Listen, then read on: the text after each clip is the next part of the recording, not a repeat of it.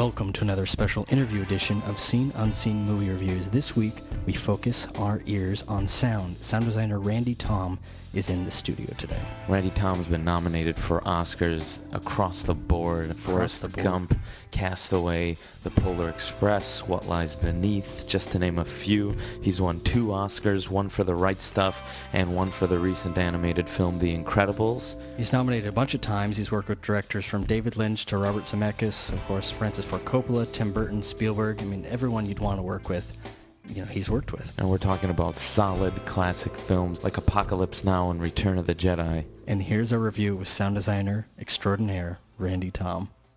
Hello. Rhandy, sir, how are you? Long time coming, this interview. Quite a long time. You're harder to track down than Ray Harryhausen, Rhandy. So, first of all, well, welcome to our show. You know me, and then, of course, you've met Jimmy also. Hey, Rhandy. So, first of all, can you just explain to our listeners, more than anything, we just want to kind of educate listeners about sound design. So, can you describe what a sound designer does, kind of an elementary position description? First, I should say that different people in the movie industry have different ideas about what a sound designer does. There's certainly no one clear definition, but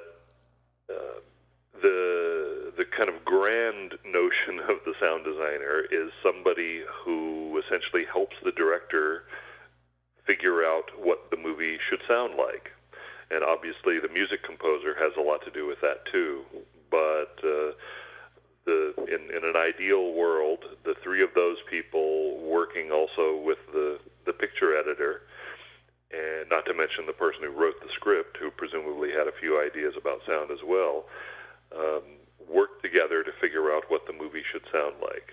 And before you begin to think in detail about how to put a soundtrack to a movie, it may not occur to you that there are thousands and thousands of creative decisions that you have to make, beginning with the writing of the script regarding how the movie is going to sound and what sounds are going to be in your movie and what the style of the sound of the movie is going to be.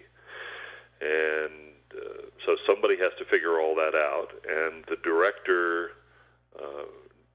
neither the director nor the writer know exactly what everything is going to sound like when they start. It's always a period of experimentation, and so the sound designer is somebody who kind of facilitates that process and starts fabricating sounds very early on and starts throwing out ideas about how sound should be used in the movie. And some of the ideas are bound to be good and some are not so good. Some work and some don't work.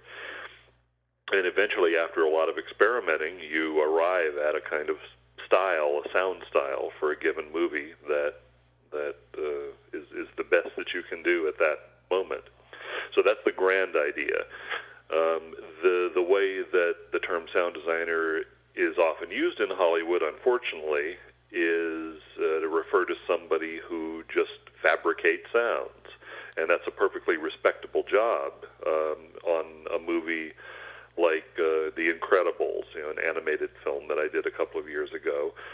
Somebody had to figure out what the velocipods, the little flying saucers, were going to sound like in the movie. Mm-hmm. Obviously, there was no sound recorded on a film location for those things since they were invented in a computer. And so we had to start from the beginning and figure out what would be a believable kind of sound for these flying saucer-like things going through the air. But in addition to what would be believable, we had to figure out what kind of sound would have the most emotional impact. Once you have some vague notions of what those two should be, then you start on the nuts and bolts of creating the sound, which is, do I try to electronically synthesize the sound? And that's what a lot of people think that we do anyway, and in fact that's not true. Most of the sounds, even in science fiction films, and even in animated films like The Incredibles, most of the sounds are actually real-world sounds that we've recorded with microphones and then just manipulated to do the things that we want them to do.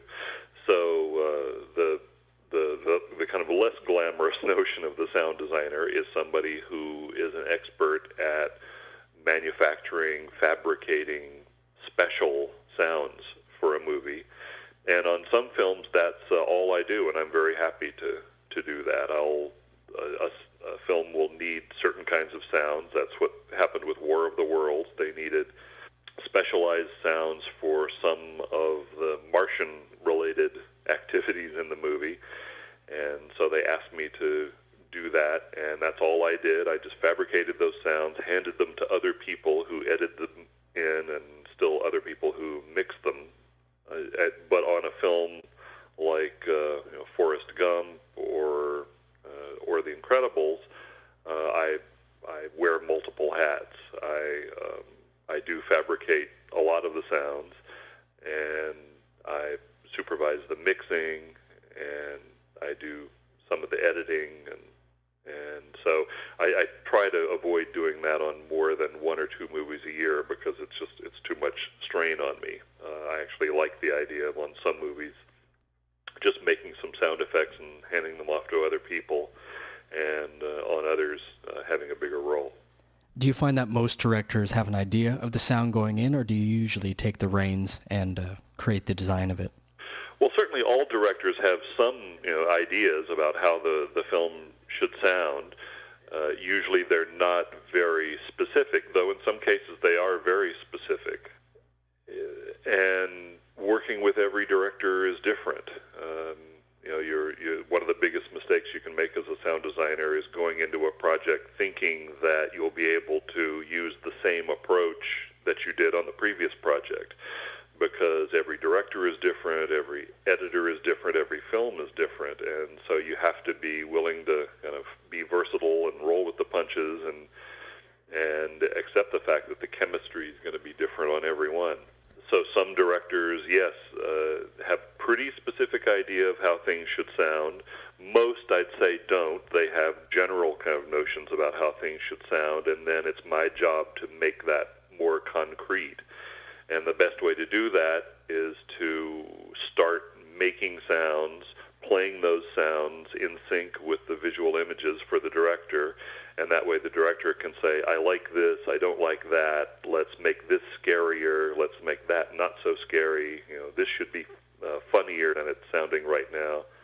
And then I take that very useful information and scurry away to a studio and try to tailor it so that it's more what the director needs.